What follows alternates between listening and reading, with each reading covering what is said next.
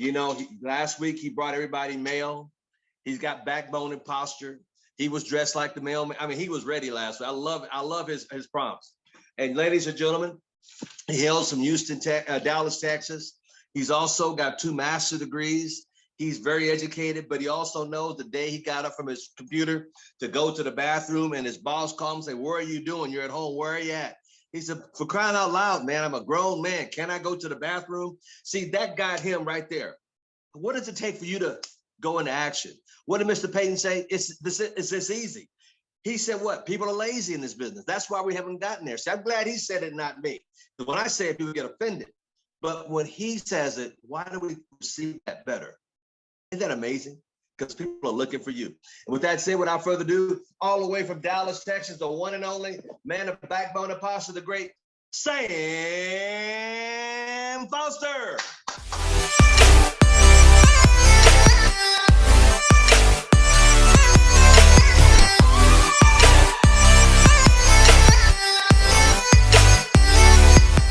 Mr.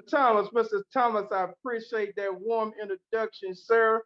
Mr. Payton, thank you for also coming on the call because you didn't have to do that. Thank you, sir. All the leaders on the call, I want to say thank you as well. Too many to name. I got a long way to go, of course, with a short time to get there. So thank you. Mrs. Jabri Clemens, thank you for doing what you do behind the scenes, making sure everything is straight and to the point. I appreciate that. Want to give it up also to the individuals who were on the call before I got on here all week. I was in Alabama this week. I was definitely able to get on the call from Miss Perry, and that's Peery, to Julian Lewis. They kicked us off on Tuesday. Nicole Woods, awesome job, ladies and gentlemen. Awesome job. I appreciate it. I'm gonna go ahead and get started. And as you guys can see, I'm actually in here taking applications. If you guys didn't notice, I'm taking applications. I got applications all over the place, guys. I got applications all over the place. And if you're taking notes, the title today is applications needed. Applications needed. That's right. Applications needed. Applications needed because this conversation is going to be a twofold conversation, a wordplay on the word application. All right. I'm going somewhere, as you guys can tell. All right. Wordplay on the word application. Number one wordplay is to apply. And that means as to put press on, or take action. You're taking notes. To either press on or take action. That first application, to apply. Second, to apply is to submit oneself into production. To submit oneself into production. Pretty much like Mr. Payton II said, this thing is really easy. It's really easy. And I'm going to break this information down. As I stated last week, and anybody put in the chat what the topic was last week? What was the topic? Ladies and gentlemen? Anybody, pop it up on the screen for me. That's right, Marcia Carter. That's right, Belinda Batiste. You got mail. All right.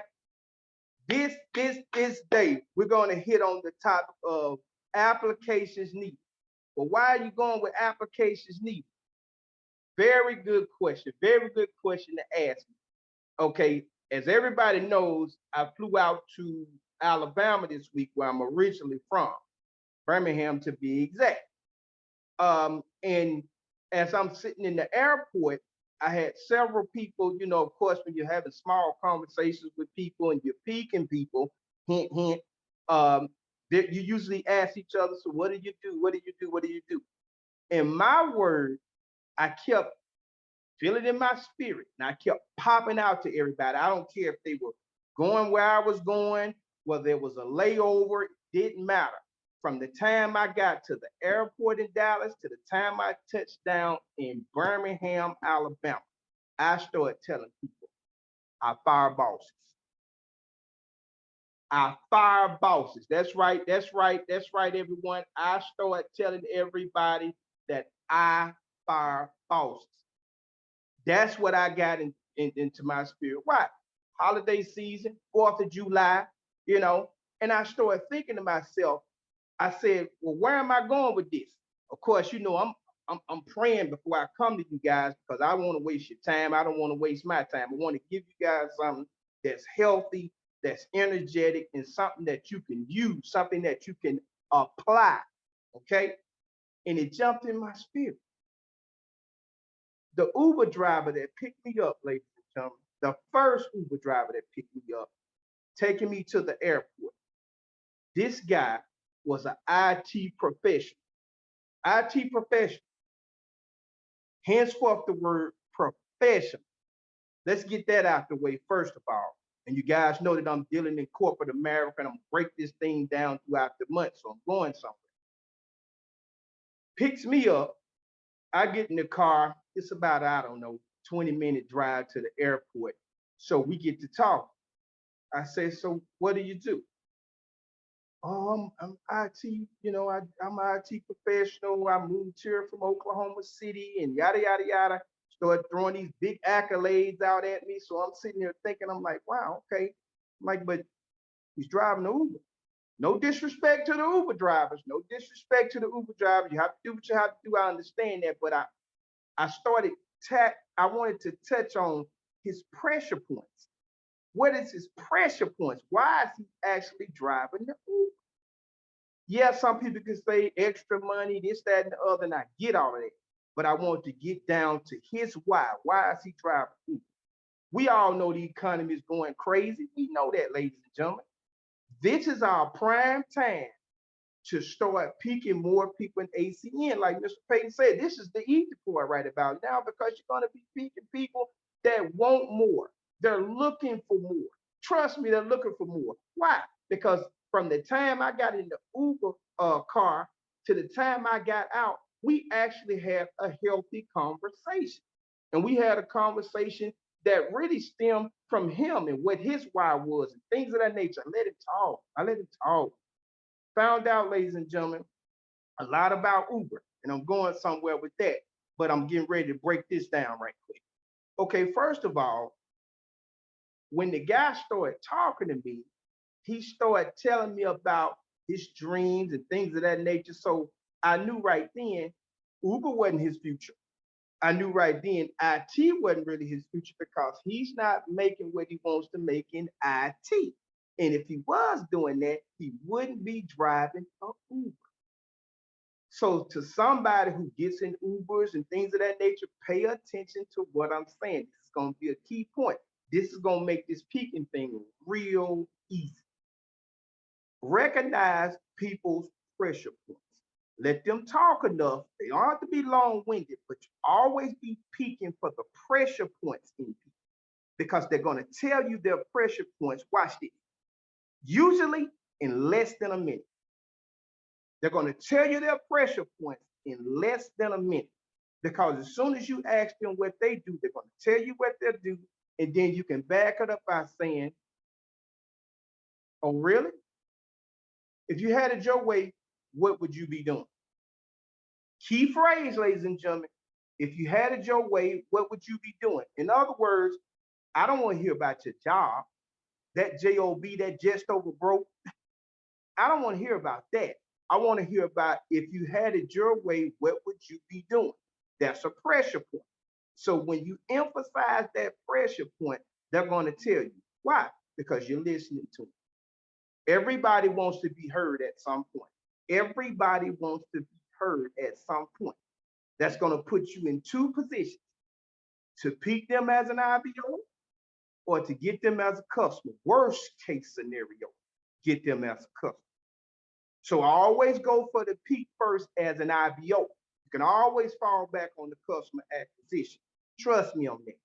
Then at that point, when you let them talk, 99.99% of the time, you're gonna be able to get their name and their number because you broke the walls down. You broke the walls down. Everybody follow me so far? Okay, watch this. Let me go a little further. First of all, ladies and gentlemen, the first Uber driver that I peeped got his name and number, no problem. Go through the airport, got there early. If you can, always get there early as independent business owners / entrepreneurs, get there early. Why? You want to get wherever you're trying to go early because you don't want to be in a rush. You don't need to be in a rush. If your flight leaves at 4, for instance, get there at least 1:30, 2 o'clock. You're relaxed, check your bags in, blah, blah, blah. Trust me, you get plenty names and numbers. You get plenty names and numbers. Trust me, because it's a conversation piece at that time. But I went a little further in my mind, ladies and gentlemen. I'm thinking to myself, why is this guy driving an Uber? He's an IT professional. He's giving me all these accolades. Not only was he driving the Uber, he was driving the Uber on a Sunday, the day before the 4th of July. And I'm thinking to myself, there's got to be more to this guy than him just driving this Uber. Then I started looking around. I didn't just look at the trees. I started looking at the forest, ladies and gentlemen. I started realizing this economy's got people shooking more than I thought. Applications needed. Applications needed. And I'm going to tell you why. It's a wordplay now. Follow me. It's a wordplay.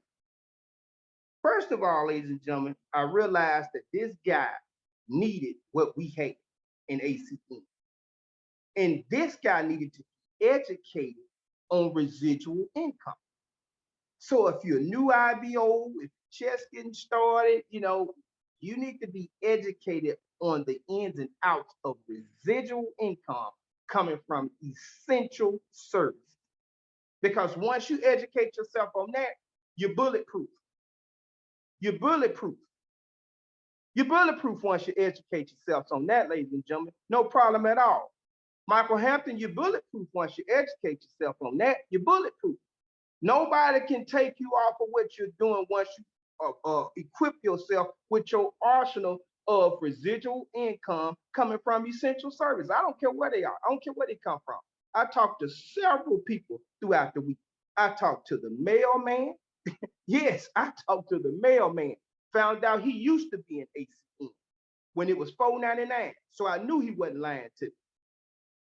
Getting ready to have a meet with him this weekend.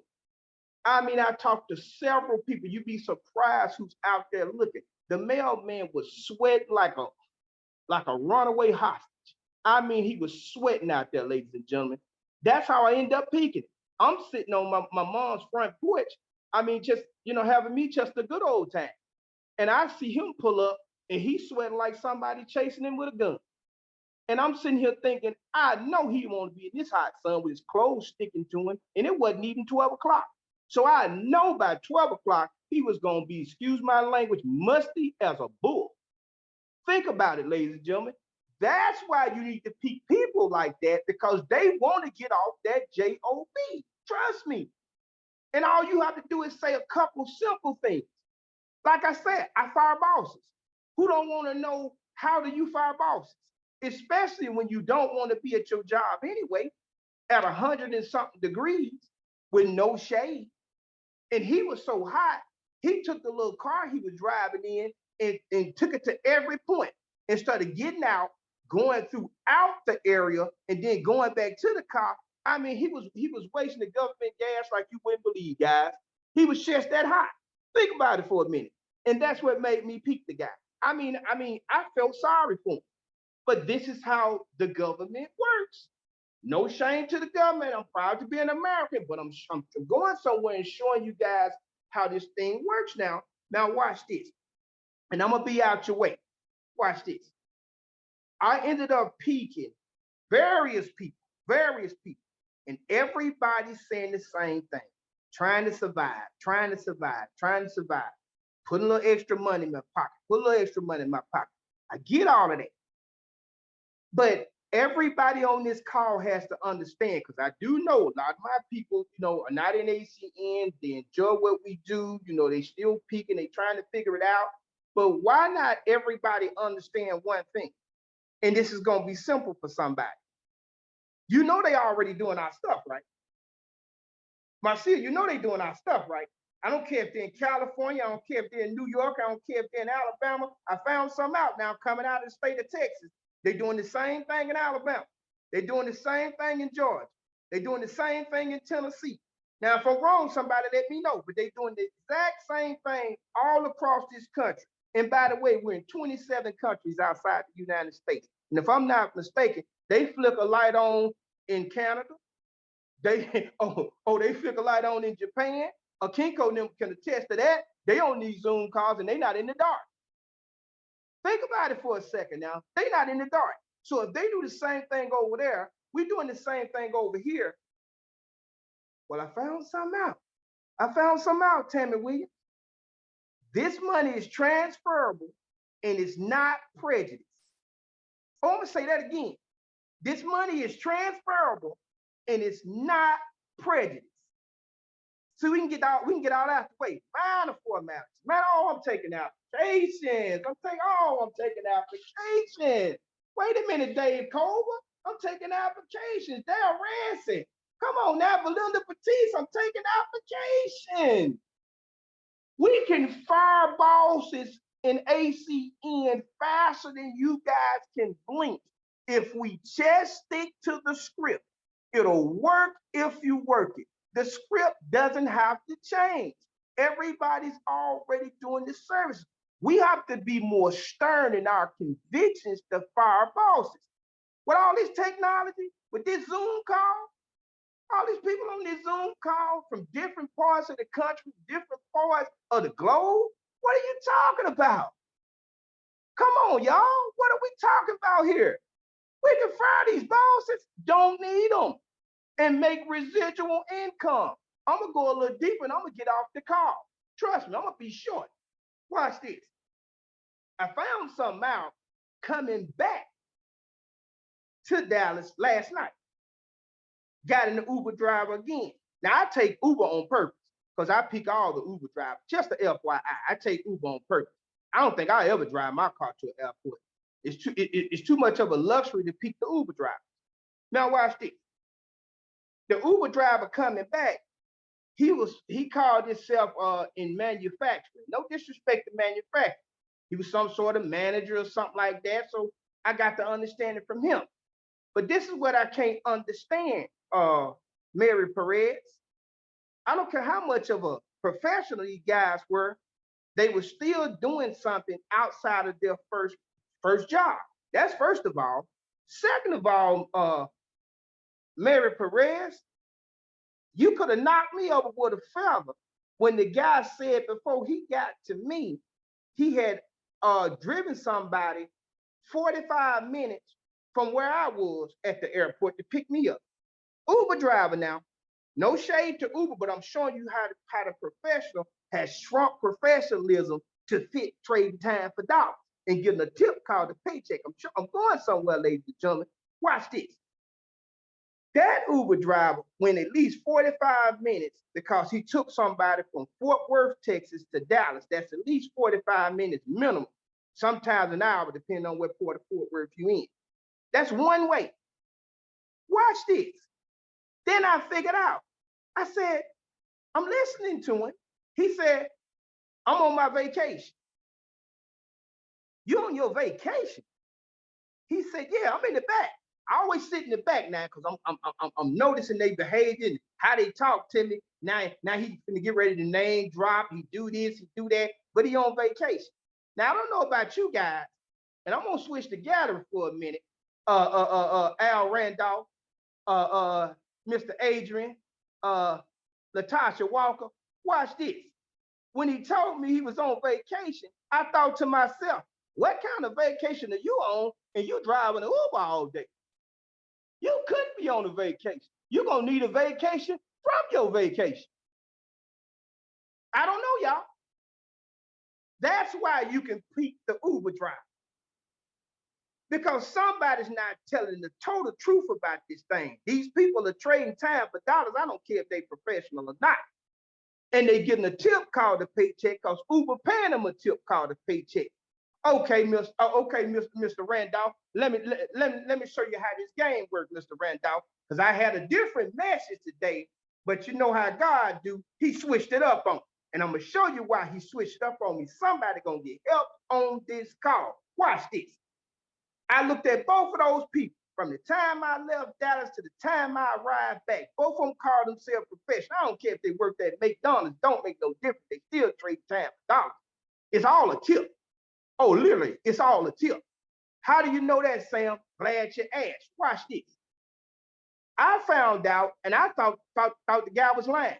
He got so comfortable with me, guy by the name of Donald Ray. Yeah, I got his name and number. You know I did. Watch this. He got so comfortable with me, he said, man, it don't sound like much of a vacation, man. You out here driving on your vacation. He said, yeah, I'm getting ready to go in. That's when he started telling me, oh, I just left Fort Worth, dropping somebody off here, and I'm getting ready to go back in. Oh, it's rough out here. He said, I don't want to be out here when it get dark. He said, because you have strange people in your car, once it get dark. And I'm thinking, wait a minute, y'all. And I told him, I said, well, back in the day, your parents told you, don't get in the car with strangers. Uber. Let me show you how the norm transfers itself. Let me tell you how they need ACN. I don't care if you hadn't got a customer all year. I don't care if you hadn't got an IBO. You finna get somebody this month. Watch this. This gonna help somebody, and this gonna help somebody that want to be an ACN. Let me show you, like Mr. Payton one line. Let me show you how easy this is. I told him, I said, and Mama also said, don't eat from everybody's table. Uber Eats. Oh yeah, I'm gonna let it sit right there. Uber Eats. Come on now. And they overcharge. And to be honest with you, I pick somebody to work for Uber Eats on my team right now. And I know what they do half of the time. If you order from let's say McDonald's, they eating out your bag. Sensational. Close your mouth. They eating out your bag. Do you hear me? They eating out your bag.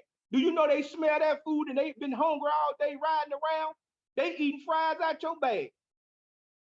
And I know it's the truth because I've heard plenty of people say, man, my fries was down the neck. And who you think ate them? McDonald's put plenty in the bag. Think about it.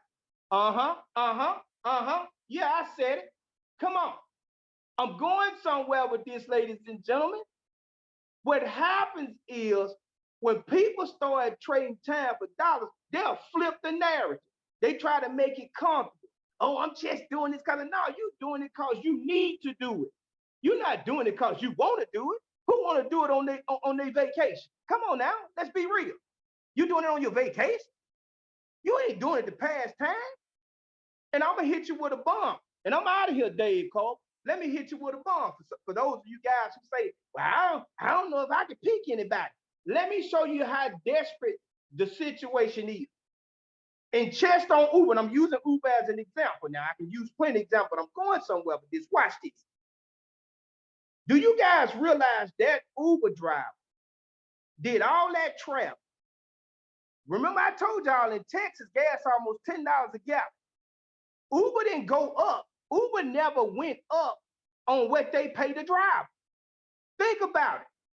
Come on, Brian Baker, the bakery in the building.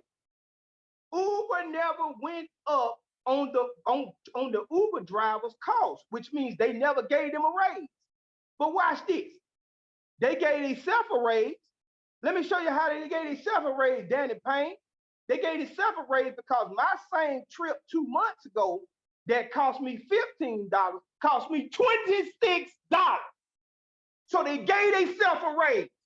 Didn't get a driver a dime. Okay, Kenny Henson. I'm going a little deeper with this thing. I'm going a little deeper. Watch this. Let me show you how the corporations flip the game on the average person and have them with a slave mentality.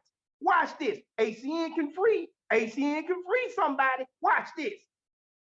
That same Uber driver, and I know he wasn't lying because I had a client a few years back that was an Uber driver, and we got into it with the lady because the lady was under the ward of the state, and she wasn't supposed to be doing what she was doing, and we found out what she was doing. She was driving Uber, but her car broke down. When her car broke down, Uber said, well, we'll lease you a car. Ladies and gentlemen, Uber is leasing cars, and you can go on Uber. If you ever try to apply for Uber, it's on the front. So they tell you, so that way you don't even get surprised. They want to make you feel like, well, you can use our car. Well, ladies and gentlemen, to use Uber's car, it costs $250 a week to lease their cars. Then they got a fleet of $250 a week to lease their car. Now watch this. If you're doing the math, if it costs $250 a week to lease the car, well, you got to pay them that every week to lease the car. You ain't even gotten the car to start making money yet. Lurleen Jones, come on now. Think about what I'm saying. You hadn't even got in the car, so you hadn't even broke even. You already in the whole 250. And then you have to make that cost up because you got to pay them. You got to get your 250 back. Do you realize if they had to went up on what the cost is to be an Uber driver, you back in the hole again, and gas almost $10 a gallon? So you playing behind every step of the way. Not only that, ladies and gentlemen, but if they charging me $250 to drive the Uber, they charging me. Yeah, do y'all realize that's $1,000 a month?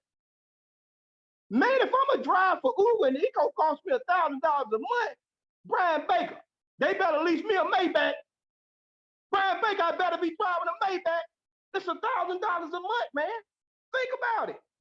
It's $1,000 a month, a stack per month before you even get in the car to make any money. And by the way, ladies and gentlemen, they give you no insurance, none at all, no insurance. You have to do your own insurance and you have to pay for the gas. Wait a minute. That's why I could not understand.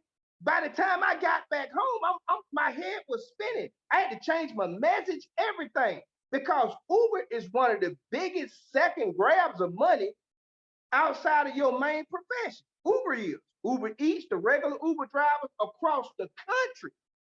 That's a fact.